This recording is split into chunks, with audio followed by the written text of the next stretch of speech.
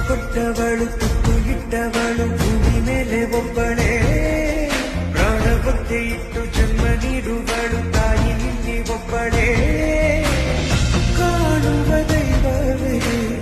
ಕಂಬನಿ ಇಟ್ಟರೆ ಬದುಕಿಗೆ ಅರ್ಥ ಜೀವ ಕೊಟ್ಟವಳು